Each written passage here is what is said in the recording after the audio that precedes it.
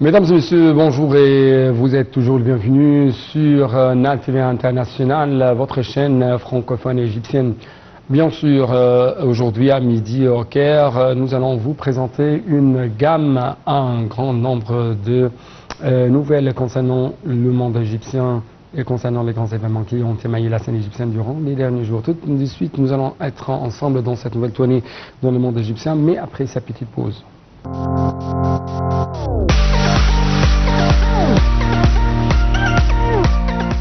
Commençons donc, chers téléspectateurs, cette nouvelle tournée dans le monde égyptien par cette nouvelle. Le Premier ministre, Dr Mostafa Madbouli, a adressé un message de vœux au président Abdel Fattah al-Sisi à l'occasion du 11e anniversaire de la révolution du 30 juin. Dans son message, Dr Madbouli a affirmé que cette occasion était un tournant dans l'histoire de la patrie, du fait qu'elle concrétise le grand soulèvement des millions d'Égyptiens contre les forces du mal qui s'étaient emparées de la patrie.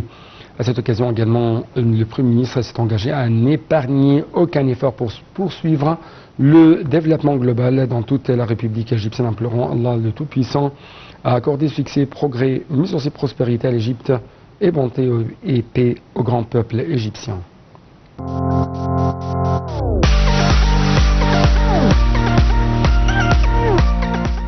D'autre part, le Premier ministre Dr Mostafa Madbouli a rencontré Ghada Wali, sous-secrétaire général des Nations Unies, directrice exécutive de l'Office des Nations Unies contre la drogue et le crime ONU-DC et directrice générale du Bureau des Nations Unies à Vienne, ONU, pour examiner les efforts déployés par les Nations Unies dans le but d'apporter un soutien technique à la lutte contre la toxicomanie et l'immigration clandestine.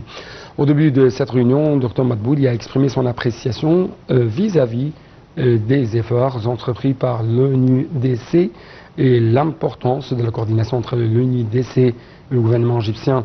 Il a de même exprimé son appréciation à développer la coopération entre les deux parties dans la période à venir. Pour sa part, Ghada Wali a félicité le Premier ministre d'avoir reçu la confiance des dirigeants politiques et d'avoir formé le nouveau gouvernement. Lors de la réunion, Mme Ghada Wali a fait l'éloge de la coopération existante avec le gouvernement égyptien et a remercié le gouvernement égyptien pour l'étroite coopération pendant la période écoulée afin d'informer l'ONU-DC des besoins des autorités égyptiennes en matière d'assistance technique.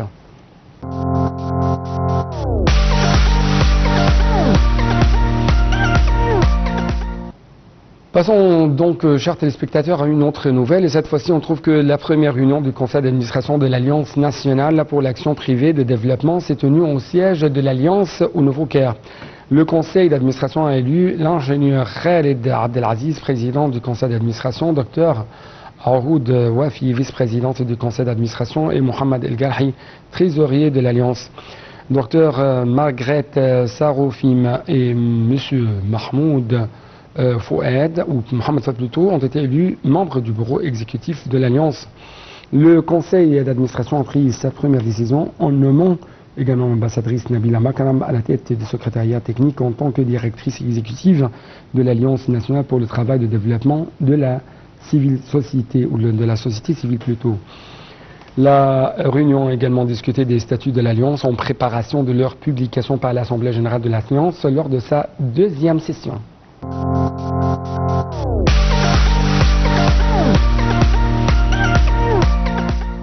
D'autre part, on trouve que le ministre des Affaires étrangères, Samar Chokri, s'est entretenu au téléphone avec la coordinatrice des Nations Unies pour l'aide humanitaire et la reconstruction à la bande de Gaza, Madame Sigrid Kaag, de la situation humanitaire dans l'enclave palestinienne au vu des obstacles posés par Israël en endiguant l'acheminement de l'aide et accentuant le drame humanitaire. Cet entretien téléphonique s'inscrit en fait dans le cadre du souci de Madame Kaag de concerter avec l'Égypte avant de soumettre son rapport mensuel au Conseil de sécurité, selon déclaration faite par le porte-parole du ministère des Affaires étrangères, Ahmed Abouzid. Le chef de la diplomatie égyptienne a également demandé à la fonctionnaire de l'ONU d'évaluer les moyens, mais aussi les projets visant à atténuer la grave crise humanitaire à laquelle sont confrontés les civils palestiniens à Gaza, y compris les résultats de ses contacts avec les responsables israéliens pour assouplir les restrictions imposées par Israël à la circulation des camions au point de passage. Le ministre des Affaires étrangères et le représentant de l'ONU ont discuté de même l'état d'avancement du processus d'acheminement de l'aide humanitaire de la bande de Gaza et de la situation actuelle du point de passage de Rafah, compte tenu de la destruction par Israël du côté palestinien du point de passage de Rafah.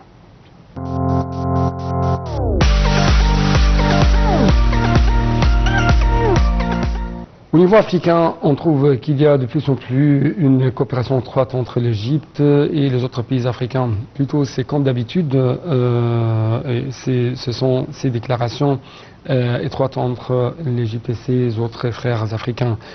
Cette fois-ci, on trouve que le ministre des Ressources hydriques et de l'Irrigation, Hani Soueilam, est arrivé lundi à Juba, la capitale du Soudan du Sud, à la tête de la délégation pour une visite officielle de 4 jours, où il a été accueilli par son homologue sud-soudanais, l'ambassadeur d'Égypte au Soudan, Mu'taz Mustafa Abdelkader, et un nombre de responsables. Le président Abdel Fattah al-Sisi a chargé M. Soueilam de se rendre en visite au Soudan. Et le déplacement du ministre intervient également sur invitation de son homologue sud-soudanais. Monsieur le ministre a assuré le soutien de l'Égypte au Sud-Soudan dans la mise en œuvre de nombreux projets de développement couvrant plusieurs domaines. Donc, les explications, plus d'éclaircissements se concernent ce sujet dans le reportage suivant. Le ministre des Ressources hydriques et de l'Irrigation est arrivé à Juba, la capitale du Soudan du Sud, à la tête d'une délégation pour une visite officielle de 4 jours, où il a été accueilli par son homologue sud-soudanais et l'ambassadeur d'Égypte au Sud-Soudan, Mu'taz Mustafa Abdelkader, et un nombre de hauts responsables. Le président Abdel Fattah al-Sisi a chargé M. Soueilam de se rendre en visite au Soudan et le déplacement du ministre intervient également sur invitation de son homologue sud-soudanais. Le ministre a assuré le soutien de l'Égypte au Sud-Soudan dans la mise en œuvre de nombreux projets de développement couvrant plusieurs domaines. L'Égypte n'épargne aucun effort pour soutenir le Sud-Soudan et a toujours en vue l'importance de consolider la coopération et le partenariat entre les deux pays afin de réaliser le développement durable et le bien-être commun, a-t-il souligné. Le ministre a confirmé l'étroitesse des relations reliant l'Égypte et le Soudan du Sud sur tous les volets, surtout dans les domaines de l'eau et de l'irrigation. Lors d'une entrevue avec le Premier ministre du Soudan du Sud, en présence de l'ambassadeur d'Égypte, M. Soueilam a mis en relief les projets développementaux mis en place par l'Égypte pour servir les citoyens du Soudan du Sud, dont les barrages de récupération d'eau de pluie, la réhabilitation de stations de mesure, le centre de prévision des pluies et du changement climatique et les projets d'épuration de Bahr el-Ghazal. L'Égypte, a précisé le ministre, est toujours prête à développer le Soudan du Sud, y soutenir les citoyens, renforcer la coopération économique, établir des projets d'investissement et encourager les hommes d'affaires égyptiens à y contribuer à la relance du développement et de l'économie. Le ministre s'est de même entretenu avec la ministre de l'Agriculture et de la Sécurité alimentaire du Soudan du Sud du renforcement de la coopération dans le domaine agricole et les moyens de tirer part à des expériences égyptiennes dans les domaines de l'irrigation moderne et des techniques agricoles modernes.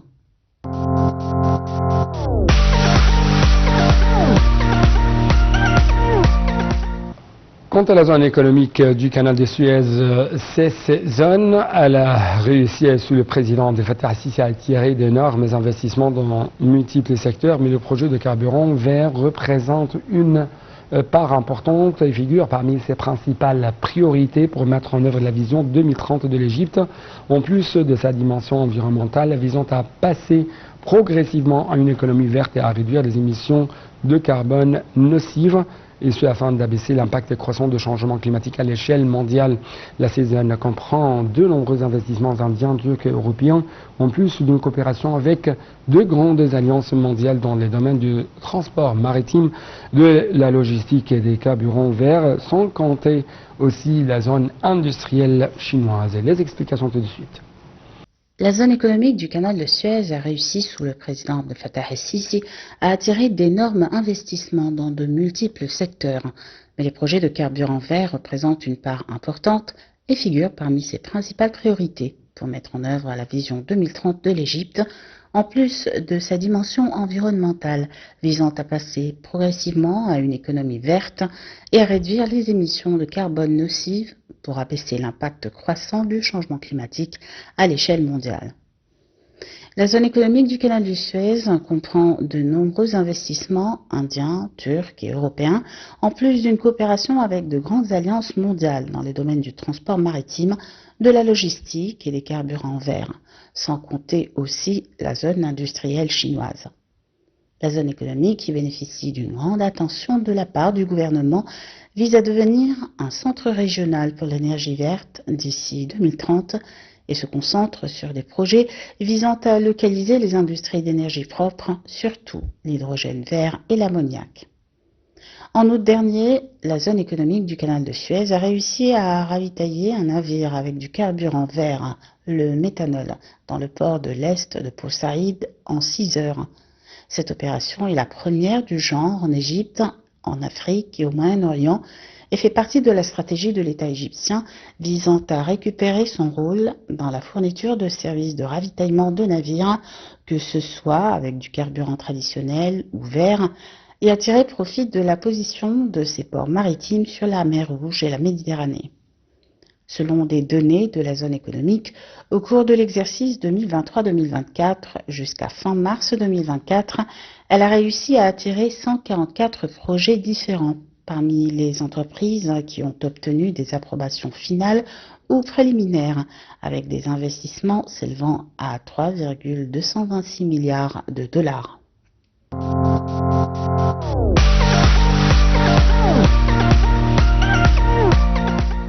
Nous allons allouer 1,18 milliard de dollars pour mettre fin au délestage d'électricité cet été. C'est ce qu'a déclaré en fait Dr Madbouli. Le gouvernement s'engage devant le Parlement à réduire les coupures de courant à partir du 1er juillet. Le Premier ministre a également annoncé mardi 25 juin que le gouvernement avait alloué la somme de 1,18 milliard de dollars pour mettre fin au délestage d'électricité ou coupures volontaires et temporaires du courant pendant les mois d'été dans un contexte de canicule qui frappe le pays de période d'examen du bac.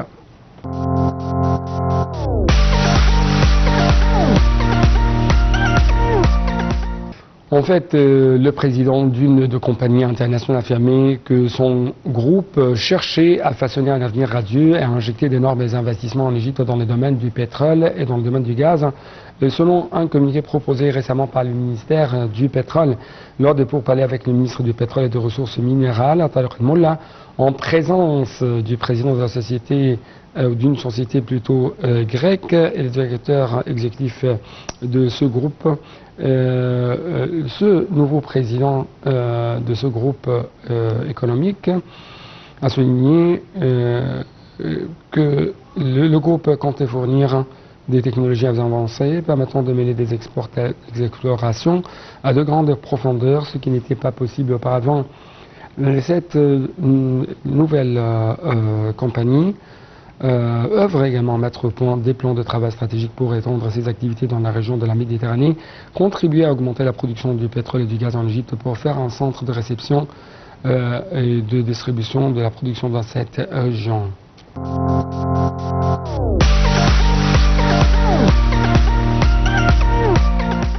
En fait, les banques, l'Ahli Misr et d'autres banques nationales relèvent le plafond de paiement par carte de crédit. En devises étrangères, les limites des cartes de crédit se situent désormais entre 240 000 et 300 000 livres égyptiennes depuis l'étranger, entre 90 000 et 100 000 livres égyptiennes pour les achats en ligne depuis l'Égypte. Et quant aux limites d'achat en ligne en devises étrangères depuis l'Égypte, les banques nationales ont augmenté les limites mensuelles jusqu'à 90 000 livres égyptiennes pour les cartes de crédit de crédit haut de gamme.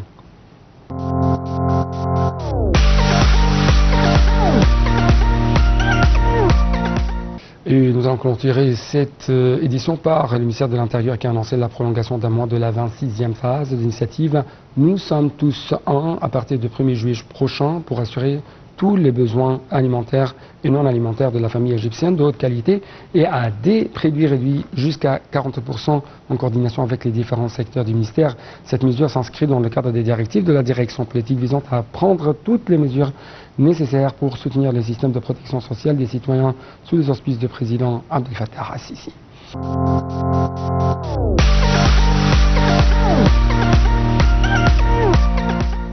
Donc avec cette dernière nouvelle, nous allons clôturer cette édition. Merci beaucoup, à la prochaine.